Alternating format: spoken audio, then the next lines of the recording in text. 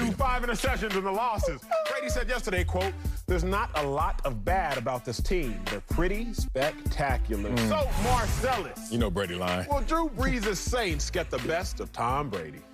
No. Tom Brady and the Buccaneers will win this football game. Let me line this one up, line item by line item, and talk about this. First of all, we have to start here that Tom Brady has never lost to a team 3 times in one season. But I will help you out in ammunition. We just saw in 2017 that the Saints beat Carolina 3 times in one season. So it's going to be a battle of wills.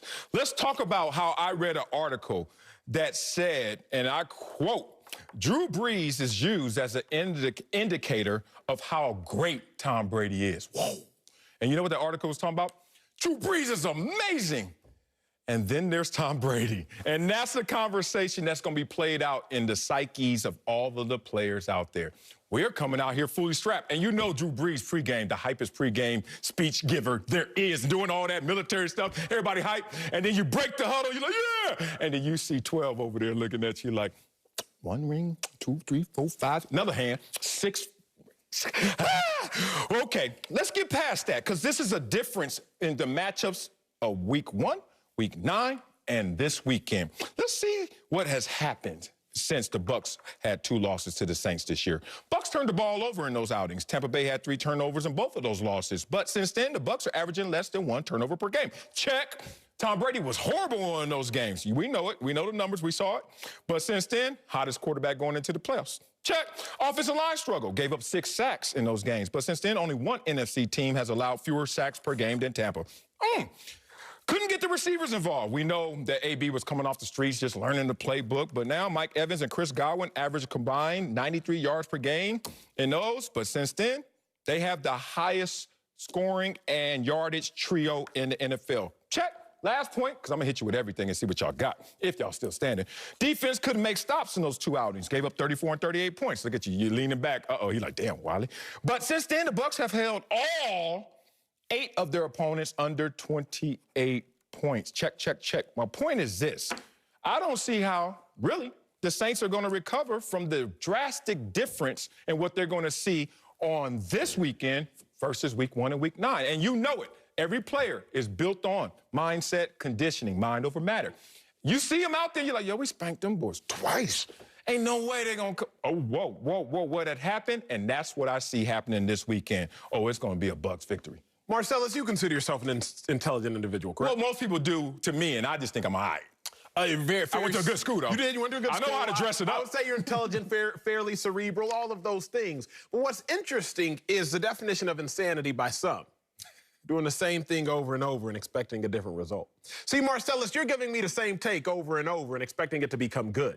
You're watching the Saints beat the Bucs over and over, but expecting the Bucs to win. So, not my words, you're just quite literally embodying the definition of insanity. Okay. I don't think that Tom Brady has a chance, and I do think that Drew Brees and the Saints will get the best of Tom Brady because I have no reason to think otherwise. See, there are about 221 days in the offseason. Week 1, the Buccaneers, they play the Saints. The Saints, they win that game 34-23. Then there were roughly 56 days between the first time they played each other and the second time they played each other. And in between that time, we said, you know what? The Buccaneers will gain their Voltron. I've never used the word Voltron, but Marcellus But I do. They'll gain their Voltron. If you say Transformers, I love you. Just keep going with it. So, in between those 56 days, we assumed that the Buccaneers would figure it all out. They'd mesh, they'd gel.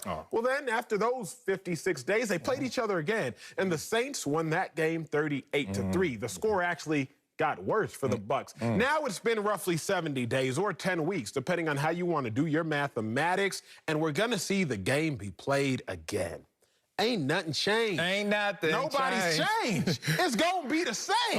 And so I would have to be an idiot. I would have to be insane to think that there would be a difference. You said it. I'm not convinced yet that you are, but the Saints, I think, will do the convincing this weekend. Let's bring in a logical, intelligent, non-insane individual, Greg Jennings, to formulate his take. Greg, will Drew Brees' Saints get the best of Tom Brady this weekend? They will. They will, for all the reasons that you just alluded to, Acho. There's nothing, and Marcellus, you can make every point and every stat that you want, but the last 5 teams that the Bucks played, they all have a losing record. Let's just be honest. We ain't lying. You're talking about a team that beat opponents that they should have beat, played well against opponents that they should have played well against. But when it comes to playing real opponents that they're going to be facing this time of year, they just have struggled. Give you a number, 25. The reason why I give you that number is because that's what the Tampa Bay Buccaneers better get to as far as scoring points if they want to have a chance. Because every game that they've lost, and they lost 2 of those 5 games to those New Orleans Saints, they didn't score 25. New Orleans held them under 24. And everyone else in the games that they lost, they didn't get beyond that 24 mark. They better score. Another number, 4. Why am I talking about 4? I'm not talking about 4 quarters. I'm talking about those 4 down linemen that the New Orleans Saints have. That's all they need to get pressure on one truly Tom Brady, the GOAT. We all recognize him to be the GOAT, but we all understand what he struggles with. And that's interior pressure and edge pressure at the same time. And the Saints can provide that. And I'm mentioning all of these numbers and these stats. And there's one thing that stands out to me, because you can turn around and say, well, Washington had interior pressure and they had outside edge, but they didn't have the guys on the back end. They didn't have the guys that could really match up and boss up and say, I don't care who y'all got across from, because we beat you the first time, we pretty much murked you the second time, and you're coming in here again, and we gonna do the same thing. So I don't see why, and I get it. It's a different team because they've had more time. But New Orleans Saints are looking at the same timetable and saying, well, we have all our guys together. We haven't always been together all season long. We have now more time. And one more caveat, they got the better coaching. They got the better coaching. Period. Reaching. It's one of G's best. I'll hand it over. It's one of G's best takes. My God. Well, low expectations, low standards then, if you're going to say that's one of G's best takes, because G, he built up something, but it was built on a weak ground. It was built on a weak premise. Now I got to cut you. Let's talk about this. You want to bring up Tom Brady and say, well, we can't really give him credit for these last 5 weeks based on opponents. The last 5 opponents. Okay. Well, let's look at Drew Brees, since you want to talk about the context of the playoffs being different than the regular season, and talk about the last 5 times we've seen Drew Brees in the playoffs. Does he have a winning percentage or a losing percentage? Losing. What about points per game with Drew Brees and this potent offense? And let's talk about Drew Brees. This is 13-3 teams we're talking about, a couple of them. 21 points a game in the last 5 playoff games. 10 touchdowns total and 6 turnovers. That's not Drew Brees as normal. And as I always say, we saw Drew Brees last year on the football field looking like the 3rd best quarterback on that field. That includes his backup. So let's not get into context of 5 games this year or the last 5 games of the playoffs, because Drew Brees would lose that argument. Let's move to another argument you guys try to make, and it was more Acho. Acho want to say it's been 221 days since they played the first game in the offseason.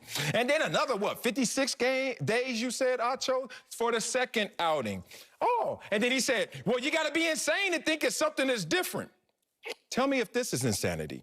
The Browns lost 38-7 to the Steelers in Week 6. What happened last week? Oh, what about the Rams? They lost to the Seahawks by double digits in Week 16.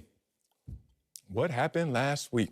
Oh, I guess a lot of insanity is running amok in these NFL streets right now. Yeah, show his face, because I don't know where y'all coming from. Like, people don't evolve. Teams don't evolve. They don't mature. They don't grow together. Y'all really gonna act like these Tampa Bay Bucks are the Week 1 Bucks? Or the Week 9 Bucks? Oh, bruh. And y'all gonna walk in there making the fatal mistake that the Saints are gonna make. That's the same team we beat up twice. Okay. Watch what happens after the Bucks show up differently. Marcellus, I didn't say that insanity is doing one thing and expecting a different result. The definition of insanity is doing the same thing over and over and expecting a different result. I didn't say that you can't play a team twice and see a different result. No. But the fact of the matter is, we saw the Saints beat down the Bucks once. Yeah, then just we like the saw them Steelers beat down the Browns. Down the Bucks again, over and over. And so now you try to be expecting a different result. No, it's not the same thing. What? The same thing would be, oh, it just happened once. Tell that to because Pittsburgh. fool me once, shame on you. Fool me twice. Shame on me for believing in you that you wouldn't fool me again. You out here getting fooled 3 times, coach. I don't know where the shame finna fall, but it's not falling on me, and it's not falling on G, because we're not getting fooled again. Again, don't let these Bucks fool you. I don't know if you bought Buccaneer stock.